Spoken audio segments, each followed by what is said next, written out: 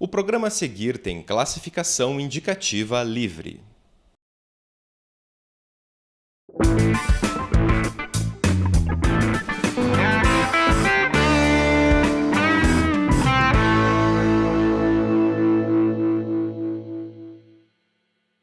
Uma guerra registrada pelos olhos de um jornalista e contada pelas palavras de um romancista.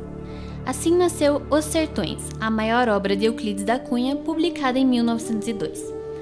Considerada uma das obras-primas da literatura nacional, ela descreve o conflito entre a população do vilarejo baiano de Canudos e o exército brasileiro. Euclides foi enviado para Canudos como correspondente pelo jornal A Província de São Paulo, hoje o Estado de São Paulo. As intenções do jornal eram claras: criminalizar o movimento baiano, acusando-o de ser antirrepublicano. Mas o autor assumiu uma posição ambígua em Os Sertões.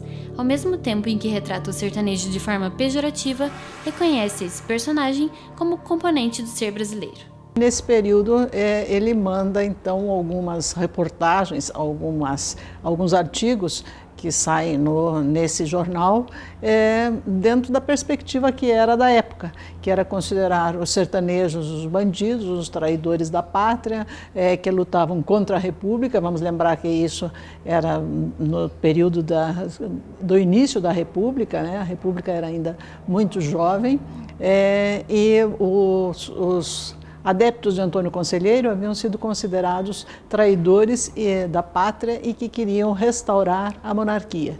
O cenário era uma república recém-instaurada, liderada pelo Marechal Deodoro da Fonseca. A crise econômica e a seca marcavam a realidade de todo o interior nordestino.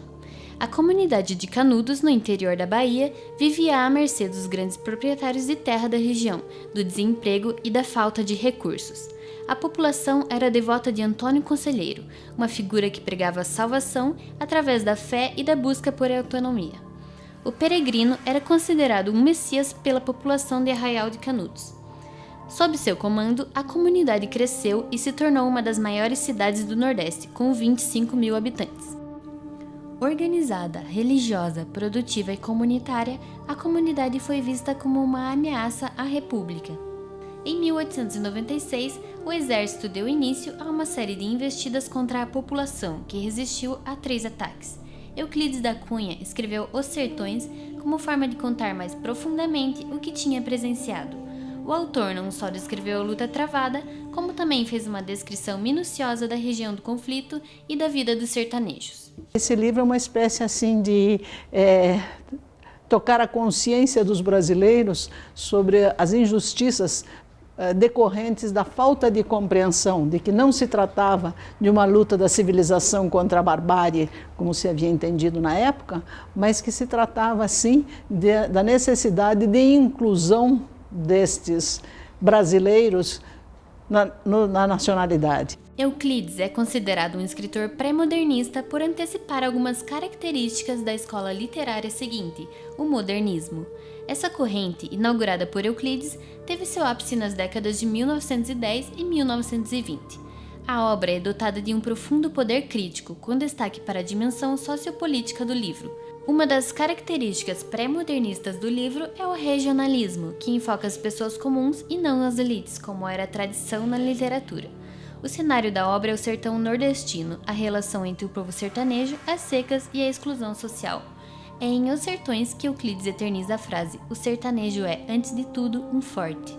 Ela influenciou os escritores modernistas das décadas seguintes a seguirem apostando nesse personagem como protagonista de suas obras. Essa consciência de que o que se quer dizer tem que ser dito na forma de dizer. Não é que existe uma forma e existe um conteúdo. E o Euclides encontra a forma ideal, de forma... não sabemos o quanto ele tem consciência desse estilo que usa, das escolhas que faz, mas ele sabe fazer as escolhas precisas para mostrar as contradições do Brasil, para mostrar a densidade e especialmente a dramaticidade daquele momento. Euclides foi eleito para a Academia Brasileira de Letras em 1903, um ano depois da publicação. A obra é considerada um marco para a cultura brasileira por ser fundamental na compreensão da formação histórica do país.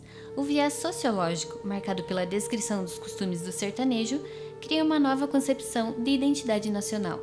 O livro desencadeia uma mudança na imagem que o restante do país tinha do sertão, incluindo a do próprio Euclides. Ele não se limita a descrever o povo sertanejo e compara esta cultura com a de outras regiões do país, falando dos indígenas e caboclos do norte e dos gaúchos do sul. O tom é de comparação entre essas populações, a fim de ressaltar as particularidades de cada uma. No início do livro, nós encontramos uma cena, ou ele nos descreve uma cena sobre os cactos chamados cabeças de frade, e que ele diz que eram como cabeças degoladas. Nós temos ali já uma antecipação do que vai ser a degola no final do livro, na luta, né? Então, esse modo de construção é que garante a essa narrativa intitulada Os Sertões uma permanência e a possibilidade de leituras revitalizadas ainda hoje. Euclides adota uma postura cientificista, retratando no livro exatamente aquilo que via, sem floreios. A obra é dividida em 3 partes: a terra, o homem e a luta. A primeira delas, a terra, trata-se de um estudo geográfico da região. A fauna, flora, o clima e o relevo são descritos de forma detalhista por Euclides para ambientar o leitor. A seca nordestina, o chão rachado e os galhos retorcidos da vegetação da caatinga viram parte central na narrativa. Já em O Homem, Euclides se revela como sociólogo, personifica o sertanejo, o jagunço e o cangaceiro, sua vida e seus costumes. Neste trecho, o homem é considerado como fruto do meio em que vive e o determinismo social torna-se palavra-chave. Euclides também teoriza sobre o fanatismo religioso, que segundo ele está enraizado na pobreza e na falta de perspectiva do povo. A última parte, a luta, é a narrativa detalhada de cada uma das 4 expedições feitas pelo exército brasileiro. Desta vez, Euclides assume uma postura de historiador e traz ao leitor inclusive suas impressões do pós-guerra.